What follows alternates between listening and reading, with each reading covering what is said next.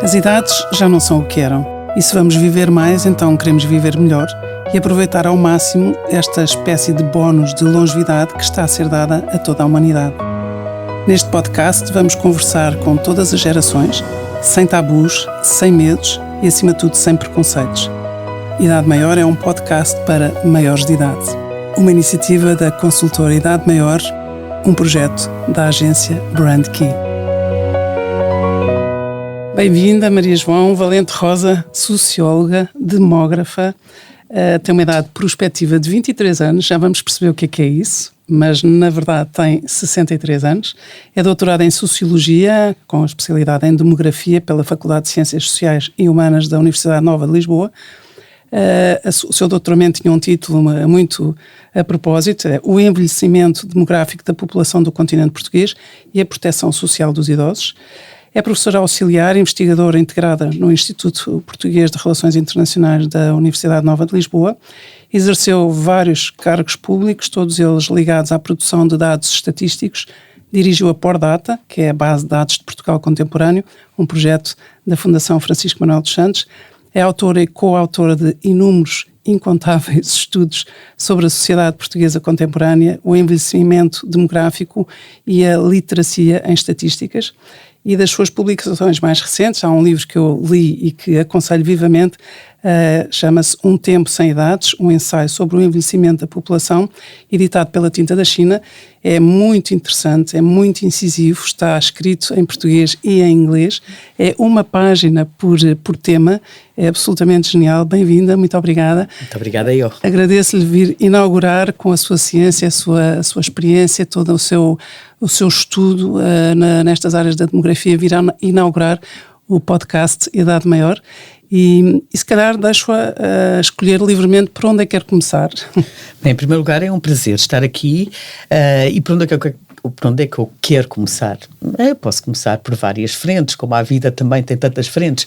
Posso começar por falar um bocadinho desta questão da minha idade prospectiva. Quando perguntou a idade, eu realmente há duas maneiras de referir a idade. Uma em função do nosso ano de nascimento, e eu aí diria que tenho 63 anos e meio. Mas também há uma outra forma de olhar para a idade em termos prospectivos, ou seja, o número de anos que em princípio, se tudo se mantiver igual ao que está, e sabemos que não vai manter-se, vai melhorar, mas se tudo se mantiver igual, eu ainda tenho 23 anos pela frente, ou seja, tenho quase um quarto de século ainda para viver. São duas formas diferentes de olhar para a vida. É olhar pelo retrovisor, para aquilo que já fomos e para aquilo que já fizemos, ou é olhar para a frente, para aquilo que ainda podemos ser e para aquilo que ainda podemos criar. É muito interessante isso, até porque há uma grande frase que é uma chave de leitura da nossa vida e da nossa idade que diz: nós não somos o que fomos, nós somos o que seremos. E, portanto, olhando exatamente para a frente. Exatamente. E isso é muito importante. E muitas vezes nós esquecemos dessa mesma idade perspectiva, esquecemos de olhar para o futuro, ou, por vezes, não nos é permitido continuar a construir o futuro. Muitas vezes não assusta pensar que tens só 23 anos, ou seja, essa juventude. Não, porque eu sei que, para já, penso que ainda vou ter mais. Repare, eu quando nasci, nos anos 60, a esperança de vida nessa altura do meu país era de 63 anos e meio, veja só. Então que é a idade que eu tenho. Estávamos as duas a acabar agora, porque eu também tenho 63. E, portanto, estou neste momento com mais 20, portanto, o tempo vai esticando à minha frente. Isso depende muito bónus da humanidade. Exatamente. E depende também muito do que nós fizermos com a vida, porque não basta só falar de anos e de acrescentar anos em termos quantitativos, é preciso também falar da qualidade desses mesmos anos. E muitas vezes, à falta de qualidade desses mesmos anos com que os vivemos, aí os anos efetivos de quantidade para pouco servem. Eu não quero viver tempo só porque sim, eu quero viver tempo porque gosto de viver e porque me sinto bem com a vida. E é essa proposta, vá lá, que nos leva a falar um bocadinho da idade maior, da longevidade, que é um assunto também, que muitas vezes nós pensamos que diz essencialmente respeito às pessoas que já estão com idades um bocadinho mais avançadas que outras. Podemos falar destas coisas todas porque está no imaginário comum e estamos todos no mesmo barco e ninguém daqui sai vivo. Pois, não, uma coisa é certa, a morte, para já, é a única estatística, é a única certeza que nós temos a partir do momento que nascemos. Portanto, essa é a certeza. Agora, o que está a acontecer nas sociedades da atualidade não é que o tempo de vida de cada um de nós se esteja a dilatar. Nós não vivemos muito mais do que os nossos antepassados em termos de vida humana. Diz-se que a vida humana tem um limite máximo que ronda os cerca de 150 anos. Portanto, poderá ter, mas mais de 150 começa a ser muito impossível. E, aliás, a pessoa mais longeva que nós conhecemos e que existiu até hoje era uma senhora francesa que viveu 122 anos e morreu em 97. A partir daí nunca mais esta idade foi alcançada. Mas tivemos já pessoas muito longevas no nosso passado. Por exemplo, eu não sei se sabe, mas o nosso primeiro rei de Portugal, o Dom Afonso Henriques, que viveu no século XII, ele, ao que se diz, ao que se sabe, ele morreu com 76 anos. Que 76 naquela altura. Exatamente. O Miguel Ângelo morreu com 89 anos e viveu nos séculos XV, XVI. Portanto, existiram pessoas longevas. O que se está a passar hoje é algo diferente, é que são cada vez mais as pessoas que se aproximam desse limite. Portanto, não é tanto o limite que está a esticar, mas sim a capacidade das pessoas de atingirem esse mesmo, de se aproximarem desse limite da vida. Mas isso e também esta certeza de que já entramos a pé juntos, como se diz no futebol, na transição demográfica, porque o ano de 2024 é um marco na humanidade em que começa a haver mais pessoas com mais de 65 anos no planeta do que pessoas com menos de 18. E isso, de certa forma, também gera aqui... Que bom, sabe? Eu digo que é bom por isto, porque, na realidade... eu não gostaria de voltar atrás no tempo em que existiam muitos jovens e poucas pessoas mais velhas, porque os jovens não tinham hipótese de chegar a mais velhos. Eu quero viver neste tempo em que as pessoas têm hipótese de chegar a mais velhos. É claro que também nascem menos do que nasciam no passado. E isto a pirâmide etária está de algum modo a inverter-se. Há cada vez menores proporções de pessoas nas idades mais baixas e maiores proporções de pessoas nas idades superiores. Por um lado, devido aos níveis de fecundidade dos nascimentos. Reparem, em Portugal, quando eu nasci nos anos 60... Quando nascemos as duas. Quando nascemos as duas, assim é que está bem dito, nasciam em média por ano cerca de 200 mil crianças e hoje nem chegamos às 90 mil por ano. Portanto, nascem menos, também a pirâmide vai encolhendo pela base. Maria João, mas isso não quer dizer que o envelhecimento da população seja sinónimo do envelhecimento individual, certo? Não, mas já agora deixa-me só explicar outra parte do topo, que é, por outro lado, a esperança de vida está a aumentar, e que bom, quem não gosta de estar vivo, e por isso vão aumentando as hipóteses das pessoas chegarem com sucesso às idades avançadas e daí poderem viver mais tempo. Portanto, temos a população que está a envelhecer no topo, como os demógrafos dizem, e simultaneamente na base pelo encolhimento das idades mais jovens. Agora, o envelhecer não é, do ponto de vista populacional, não é inelutável, portanto, ele não teria que acontecer, ele aconteceu porque se deu um desenvolvimento. Nós, em Portugal, éramos uma sociedade das menos envelhecidas da Europa, pelas piores razões, porque as crianças morriam muito cedo. Agora somos das mais, agora também não é pelas melhores. Também não é pelas melhores, mas os países mais desenvolvidos são os mais envelhecidos. Portanto, eu não quero voltar a um país não envelhecido. O que eu quero é passar a olhar para as idades de forma diferente, porque hoje viver numa sociedade como nós vivemos, sociedades mais desenvolvidas, as pessoas têm um valor diferente. Os 65 anos de hoje nada tem a ver com os 65 anos de há 3, 4 décadas. E isto é uma mudança incrível nas pessoas. Nós hoje somos diferentes, temos ambições diferentes.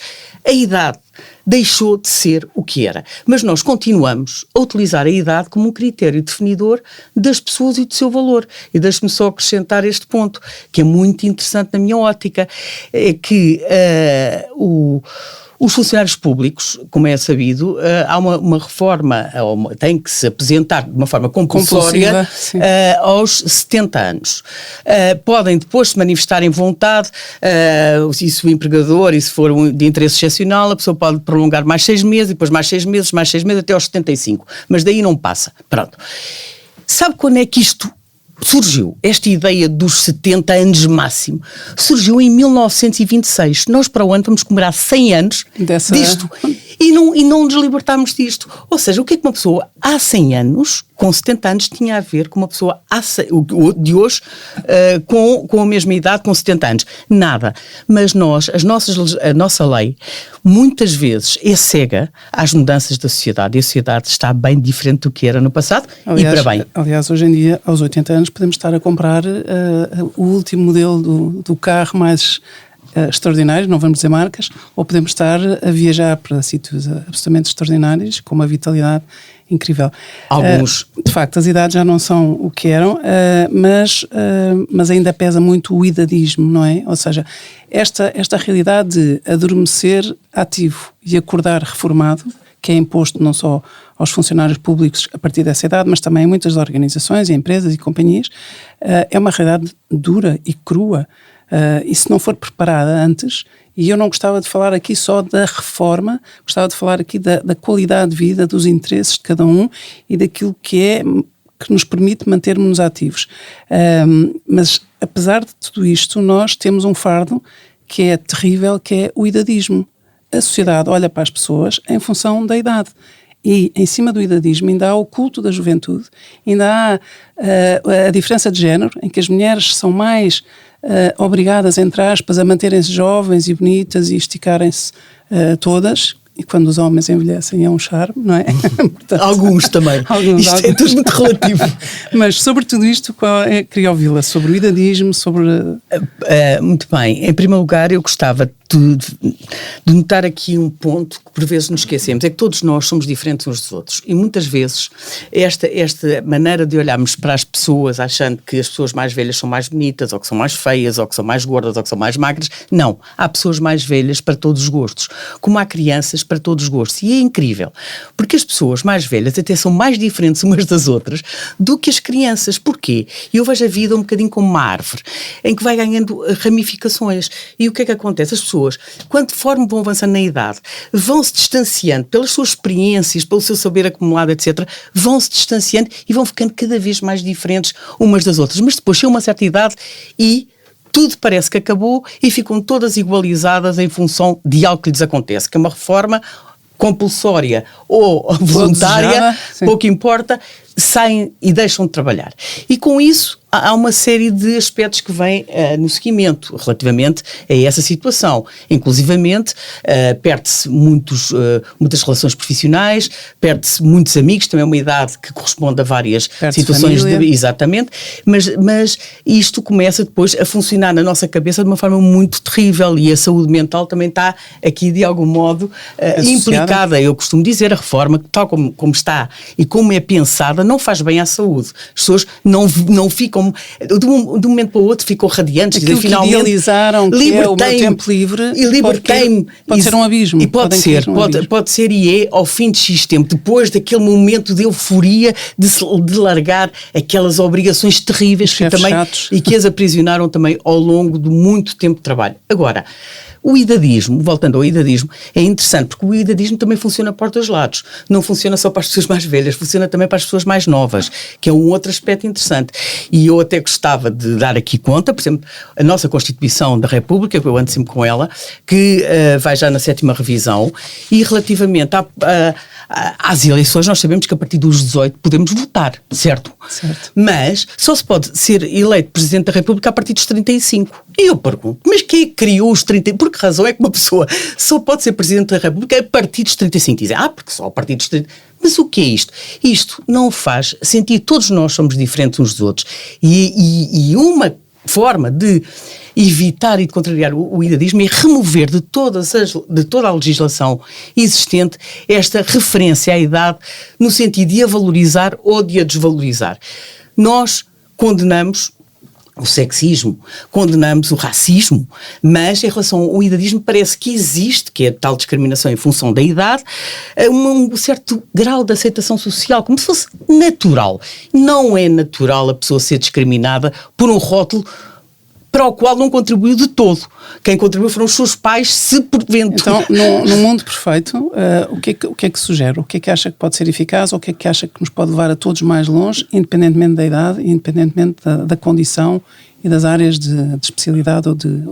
Sim, no mundo o que é que eu acho? Bem, em primeiro lugar, remover a idade como critério do valor de alguém, valor social de alguém. Mas aí, por exemplo, imagino, posso votar aos 18, posso ser presidente aos 18?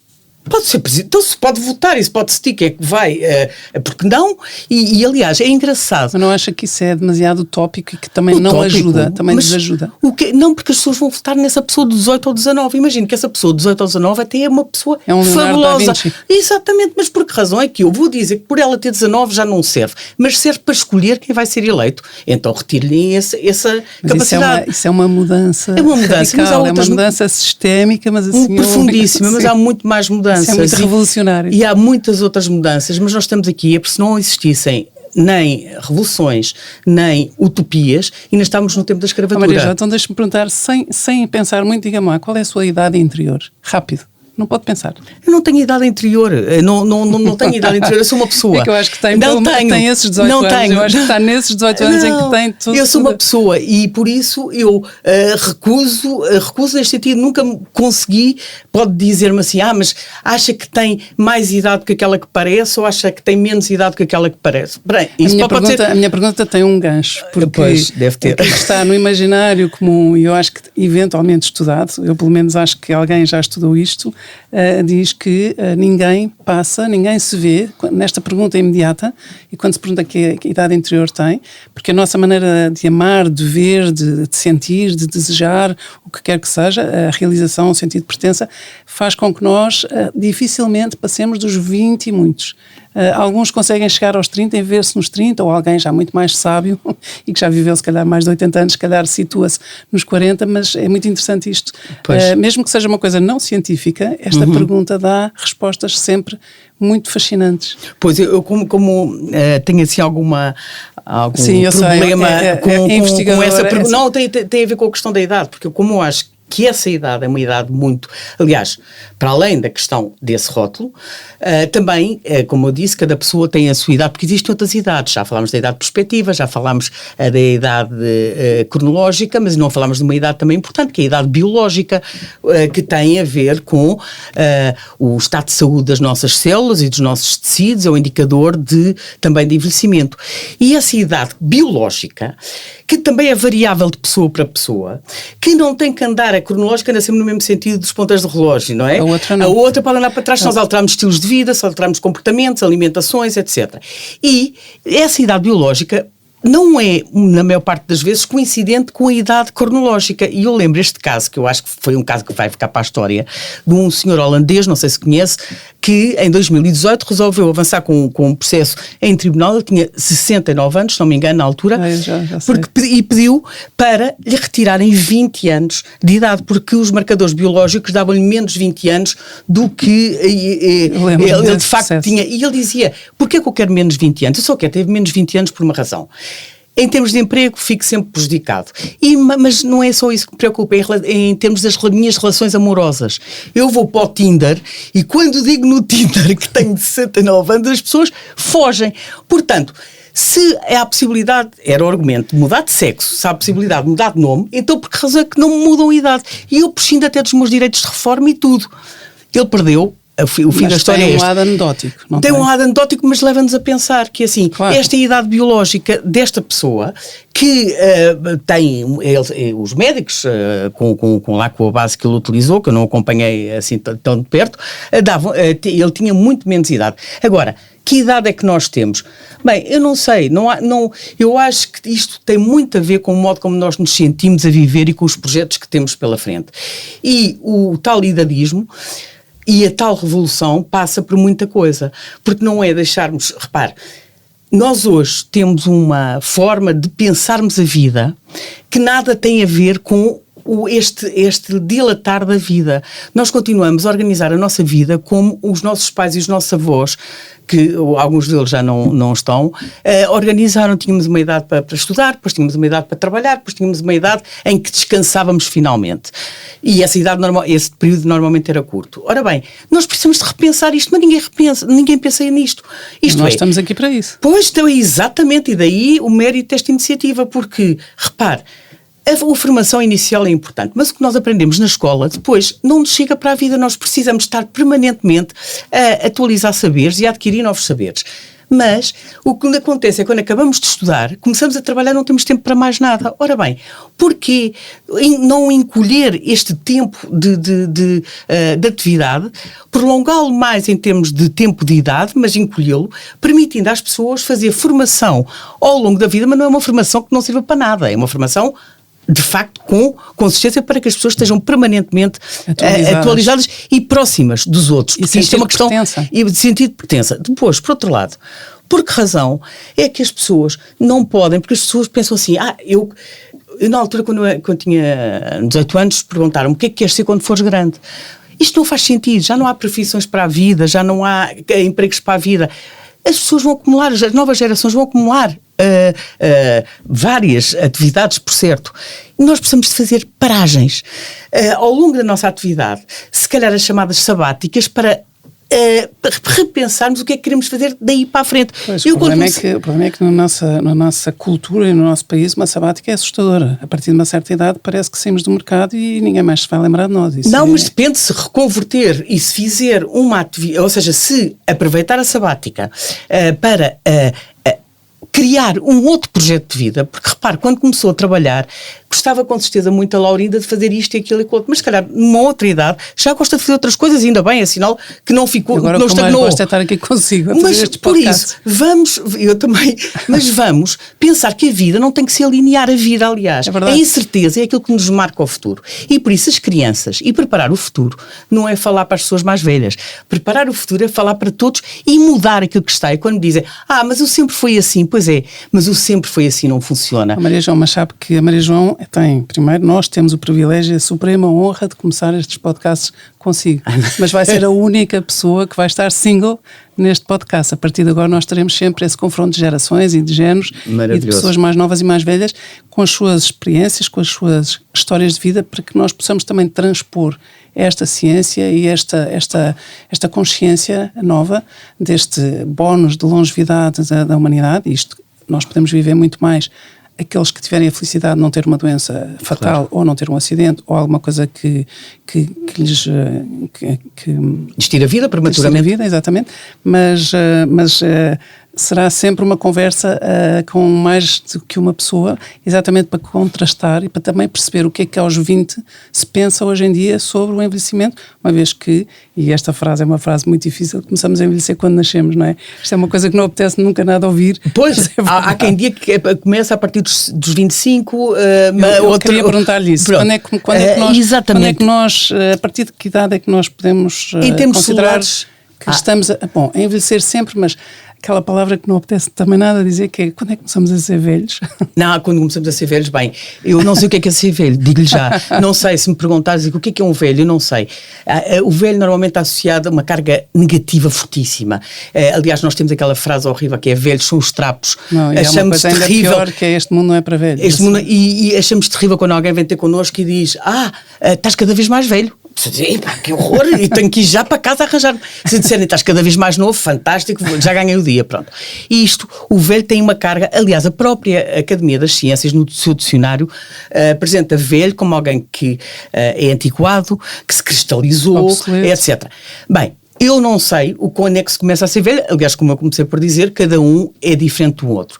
Sei que as pessoas muitas vezes dizem, já estou velho para isto, mas não está velho do ponto de vista... Cansado, isto já não tenho paciência para fazer isto, mas tenho paciência para fazer outras coisas. Eu não estou velho globalmente, estou velho para fazer determinadas coisas, uma coisa qualquer, não interessa. Ora bem, portanto, o velho do ponto de vista teórico e abstrato, eu não sei o que é, mas do ponto de vista estatístico há uma idade que nós utilizamos nós demógrafos, para definir as pessoas idosas. Aí chamamos-lhe idosas. Que é horrível. Que é horrível. Também vamos banir isso. E que vamos banir quando tirarmos a idadismo e as idades, isso é horrível. Tiramos logo essas palavras. Mas que são os 65. Mas mais uma vez, que estranho que pareça, estes 65 anos ainda não somos. Não, nós ainda não somos. Salvas ainda. Mas estes 65 anos foram utilizados pelas Nações Unidas, sabe quanto? Em 1948. Está na hora hoje de alguém isso, com 65 anos, em termos de esperança de vida, hoje não, nessa altura, em 1950, alguém com 65 anos equivale hoje a um mesmo alguém, em termos de esperança de vida, com 73 anos. Portanto, mas nós não mudamos, continuamos a achar que os 65 é que é ali a idade, mas é a idade, porquê? E os 65 é a idade de reforma, mas senhores, pensemos assim, estamos num mundo diferente, vamos aproveitar... Não podemos dar-nos ao luxo de descartar talentos e competências. E vamos aproveitar a diferença do mundo em relação ao passado, porque a minha pergunta é tão simples quanto esta. Queremos voltar ao passado? Então, se queremos voltar ao passado, vamos reerguer as regras do passado e viver com elas lindamente. Agora, nós não podemos estar num tempo presente que tem muito a ver com o futuro e continuando a vestir as regras do passado. E aí, Maria João, eu adoro o seu tom, adoro, porque é já imperativo, está a ver? Não é mesmo. É uma mulher sábia nestas matérias, mas que está imperativa, que eu acho que nós temos que ter este imperativo ético, humano, moral, social, começa em cada um de nós. E não é só guardando pelos poderes públicos que façam alguma coisa, que é essencial que também façam, não basta, não é isto, mas cada um de nós tem que olhar de forma diferente. Maria João, nós estamos aqui a 5 minutos de terminar e queria dizer-lhe, pois isto passa rápido, e sobretudo com o seu entusiasmo, a sua paixão, queria só voltar à questão de nós envelhecemos individualmente e coletivamente, as sociedades estão a envelhecer, mas isto não é sinónimo. E eu já ouvi dizer, e fiquei assustadíssima também, que com aquela média daqui a 20 anos, agora a idade média é X, daqui a 20 anos é Y, entre uma e outra é outro abismo. Podemos falar sobre isso? Sim, quando nós nascemos, a nossa idade mediana, que partia ao meio, metade tinha menos, metade tinha mais, era de 28 anos em Portugal. Atualmente é de 47 anos. E em 2040 vai ser de 50,6 anos, ou seja, superior a 50 anos. Metade da população de Portugal terá mais de 50 anos. Dizem-me assim, isto é assustador. Não é assustador porque as pessoas são diferentes. Não, é assustador agora porque o mundo e o mercado e as organizações e as famílias e os casais e as pessoas individuais não estão preparadas para isso. O mercado, o mundo, tudo tem que se adaptar a esta nova realidade. Agora, nós não podemos continuar a desperdiçar capital humano, a dizer que a pessoa, porque tem uma determinada idade, é mais ou menos interessante. Ou seja, nós temos que mudar a nossa forma de olhar, a bem ou mal.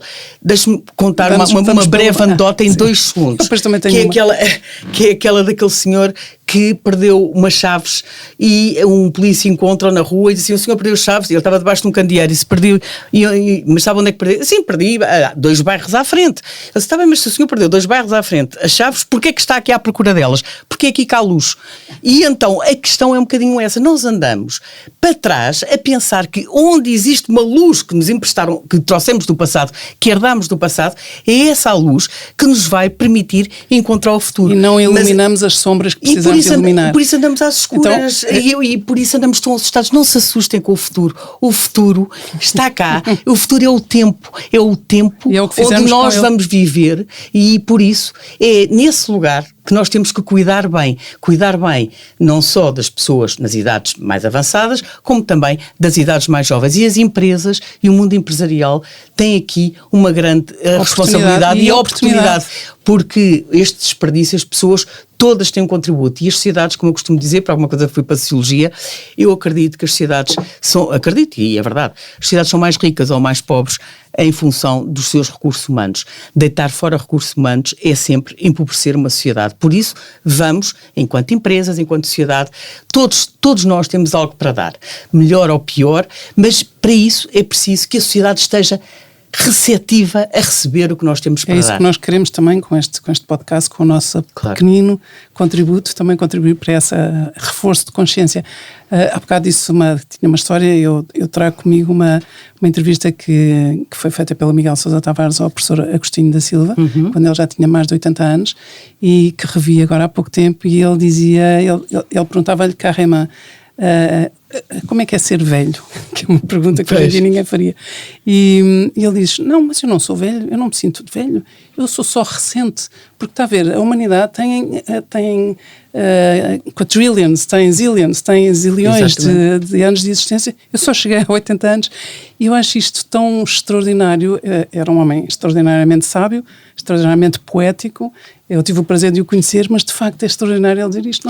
Não há velhos nem novos, somos mais ou menos recentes. Exatamente, e mais, eu complemento essa história com o Manuel de Oliveira, que não sei se sabe, o Manuel de Oliveira que morreu com 106 ou qualquer coisa assim, ele até aos 77 anos, ele produziu 6 longas metragens. A partir dos 77 anos até à sua morte produziu cerca de 26, ou seja, uma média de uma por ano. E vamos dizer assim, está bem, este senhor era especial. Pois, mas cada um de nós tem, não vamos ser todos Manuéis de Oliveira como é. Nem como viver é, mas vamos e todos nós tentar encontrar aquilo que está aqui cá dentro e que nós gostaríamos de concretizar.